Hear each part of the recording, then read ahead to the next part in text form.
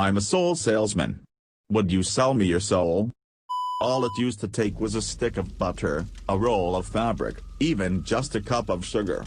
I mean, you look back at the old logs, everything prior to the 18th century, and our sellers were just cleaning up, snagging souls left and right, for next to nothing.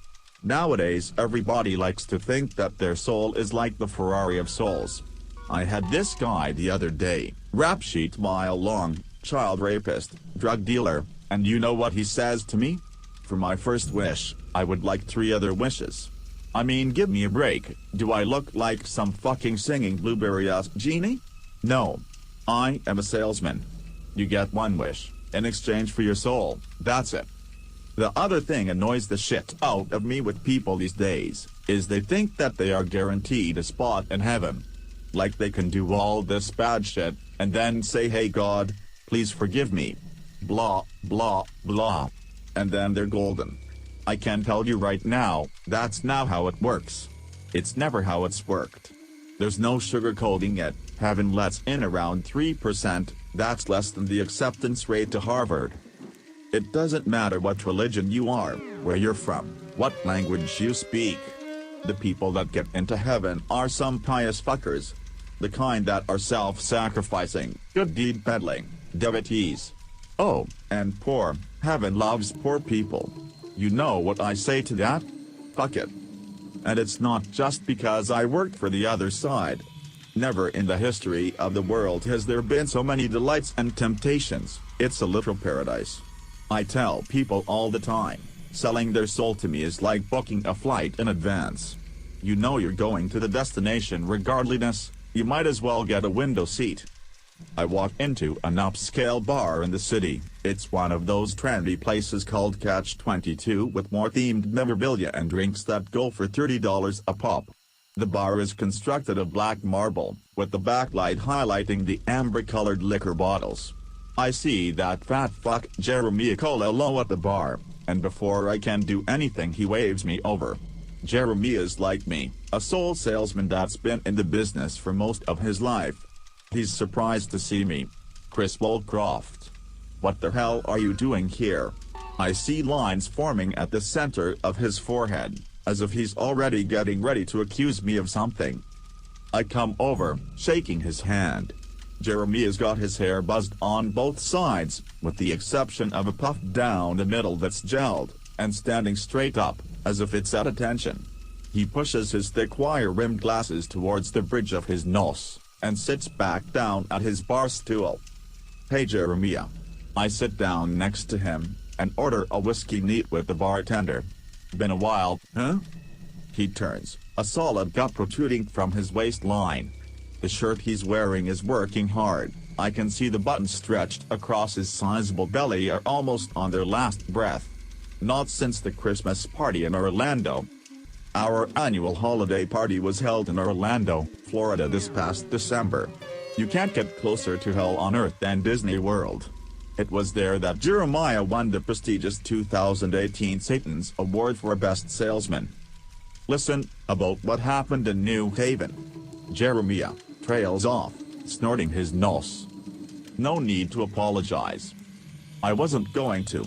Jeremiah says, flashing a shit-eating grin, his lips pull back exposing 4 gold fillings that sparkle dubiously in the fluorescent light.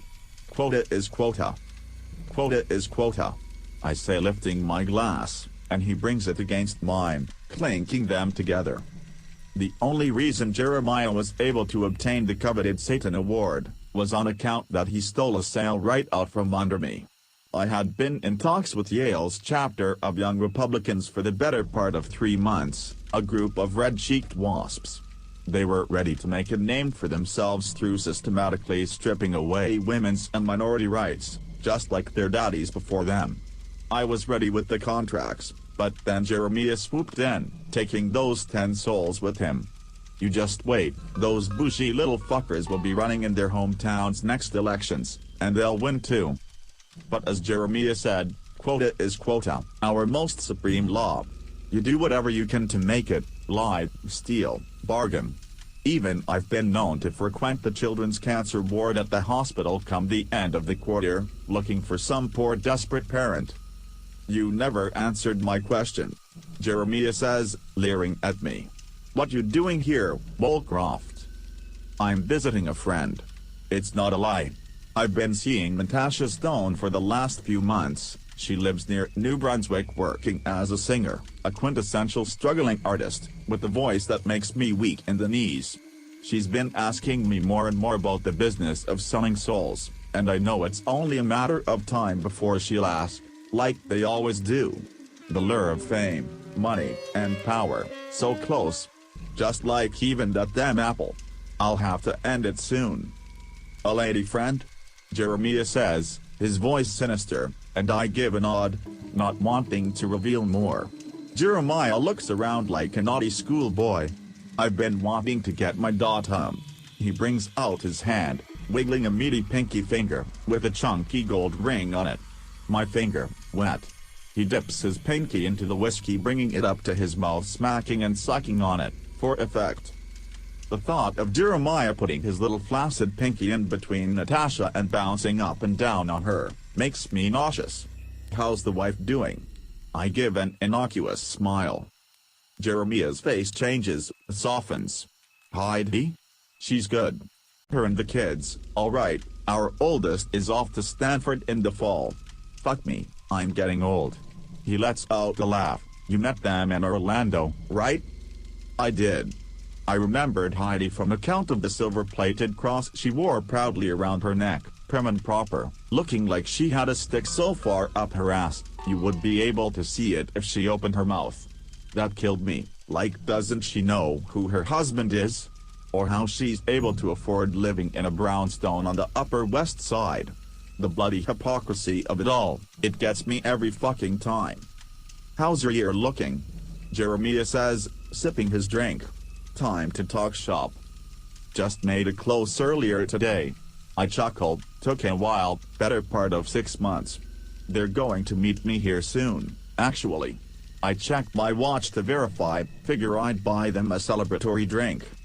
It's all signed and sealed. Jeremiah looks at me intently, and I wonder if this dickhead is once again thinking about stealing my sale. When I lifted my chin indicating it's done, Jeremiah shrugs his shoulders. Let me ask you something, Woolcroft. Have you ever felt bad about what we do? Like, does it ever get to you? There was one time when my profession really got to me, like a bullet to the chest. I'm not about to tell Jeremiah about that though, it's a precious thing, and I hold it close. Sometimes it does. Like the deal today. Real sweet woman, one of those 3%ers. What does she want to sell her soul for? She wants to help her piece of shit father, a real fucking slime ball. Says she wants to save his soul. I drain my drink. What about you? Ever feel bad? Jeremiah looks into his empty glass and shakes his head. No, not me. I love it. I check my watch again, and as I look up I see her. I lift up my arm, waving my hand to get her attention. Her thin blonde hair is separated in the middle, and she's wearing a silver cross, just like her mother. I stand up, putting down a 20 on the counter. As I do, I look towards Jeremiah. There she is now, the deal I closed today. I watch as Jeremiah registers that his angel, his future Stanford grad, and now soulless daughter, is walking towards him. He's crestfallen, and I whisper in his ear. Quota is quota. Walking away towards the door. Woolcroft. He barks, and I turn around, his teeth are clenched together like a mad dog. You go to hell. I can't help but scoff, dumb. Nosleep. I'm an EMT and I just had the most terrifying call ever. Hi everyone, my name is Ty and I am an EMT in Canada. I am a long-time lurker to Nosleep, but I had a call the other night that is making me submit for the first time ever. For a bit of a backstory, I work in a major metropolitan city running both emergency and facility transfer calls. Every so often we will get a long-distance transfer, which is when someone is returning to their home community after being treated in the city. The LDT itself was uneventful, as they generally are, and my partner and I were excited for the road trip home, listening to music and having some road snacks, but it wasn't meant to be. About 30 minutes into the drive home, our data terminal toned and our dispatch came across the radio. B9, you have been attached to a 31 card. Our partner and I looked at each other and shrugged. B9 copies. Now a 31 card is for an unconscious person, which could be anything from someone sleeping in an alleyway to a cardiac arrest. It all depends on what information is relayed to our dispatcher, which, in this case, was next to nothing. We had about a 15-minute response time, during which we mentally prepared for the call, deciding what equipment to bring onto scene, if we need any additional resources, etc. The biggest problem presenting us was that we were simply unfamiliar with the area, which meant we had no idea what extra resources we might be able to call in, or what the capabilities of the nearest rural hospital were. We arrived on scene to a typical rural farmhouse, and, having no additional information in our dispatch notes, got out of the truck ready to head in. We decided to bring only our monitor and primary kit in order to do a quick assessment, and if we needed extra equipment I would send my partner out to get it. One of the first things an experienced EMT or medic will do is take a look at their surroundings on scene. This will help identify hazards, things that seem out of place, or possible causes of what happened to the patient. You also gain a sixth sense for when things just seem to be off. As we walked up to the farmhouse, the hairs on my neck stood up and I got the feeling we were being watched. I shrugged it off, figuring that if someone called for an ambulance they likely saw our lights and were watching us come up to the house. I knocked on the door and stood back, and to the side. The door was opened by a fairly large man. For reference, I am 6 feet, 200 pounds. He was taller than me by about 4 inches and outweighed me by about 60 pounds. He greeted us in an eerily calm manner, considering there was an emergency happening. "She's in the back room," he said as he jerked his thumb over his shoulder and stepped aside for us to go in. As I walked into the room, I froze. My patient was on the ground, her throat slit. It was no longer bleeding, which told me that we were too late, but that's beside the point. Someone having their throat slit doesn't just happen, and as I turned around to tell my partner that we needed to get the hell out of there, we were blocked by the guy standing in the doorway. "You're not going anywhere," he said as he pulled a large knife from behind his back. My partner and I split up to opposite sides of the room, which is likely the only reason I'm alive to tell you this today. As he walked towards me, my partner hit him in the shoulder with our monitor, then brought it down onto his head. We ran out of the house, updating dispatch to the situation and that police needed to be on scene ASAP. We informed dispatch that we would give statements at a later date and that police could access our paperwork as needed, but there was no way in hell we were staying on scene longer than we had to. We made it back to the city in record time, and we were never so happy to see the city lights. I'm not sure I like LDTs anymore. 3. Nosleep. My daughter had been trying to warn me for weeks. I really should have listened. "Daddy, I think there's a monster in the attic." I gave my daughter a tired smile. It was the best that I could do at this point. She'd been doing this for weeks now. Every night I'd come and tuck her in, switch the night light on and kiss her goodnight when she would pull the blanket tight under her chin and tell me about the monster living in the attic of our house. Eyes wide, lips quivering, she would shake her little head furiously and insist that she could not possibly go to sleep until I got up and checked. It wouldn't matter how much I tell her that it's all just in her head, and that monsters aren't real. If I don't check the attic, she'd wake up screaming and crying just past midnight. Every single time. It's not like her fears were completely baseless, as we had all been hearing odd skittering noises coming from up there at night. Probably rats. No monster is that light-footed. "Please, Daddy. Could you go and check?" she whispered, afraid that the thing upstairs would eavesdrop and get mad at her request. "Okay," I replied. There was no harm in indulging this little quirk of hers for at least a little longer. After all, the day when she would stop asking me to check for monsters and slam the door shut in my face wasn't all that far away. I just wished it wasn't the attic though. Why can't the damn thing live in her closet like a normal monster? Like a bored robot carrying out its daily task, I trudged out of her room, yawning as I reached the attic door, before sliding the ladder down and climbing up, one rickety rung at a time. I popped my head into the cramped space, slipped my phone out of my pocket and turned on its flashlight. Motes of dust shivered in the pale glow cast by the phone which illuminated the attic. Cardboard boxes covered in tattered rags, my wife's old diesel and some broken furniture filled up the tiny attic. But no monsters. "All right, honey," I said after coming back down to my daughter's room. "I've checked. No monsters again tonight. Maybe we'll find them tomorrow." She grinned, relieved. "Thank you, Daddy. Good night, love." "Good night." Groaning and rubbing the crick in my neck, I entered our bedroom and plopped down on the bed belly first, mushing my face into the pillow. "Is Daddy back from fighting monsters?"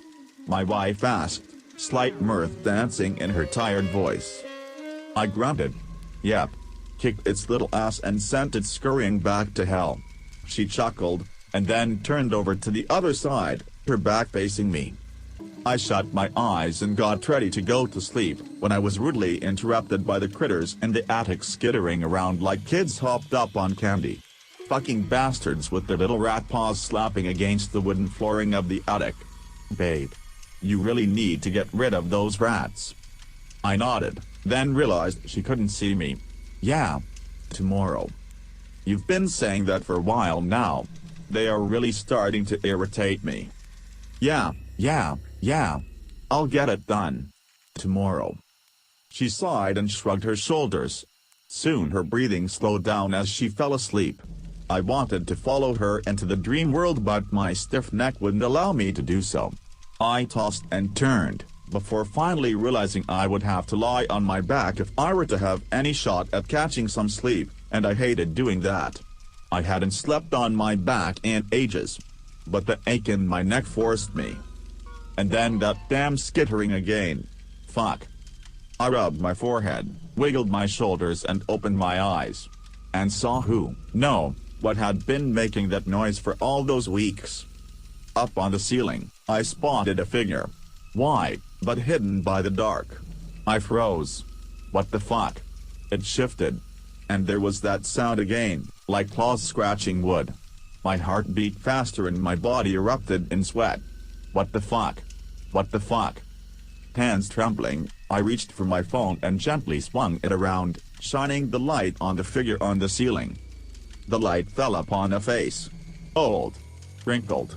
Framed by matted locks of white hair that flowed down like the aerial roots of an ancient tree.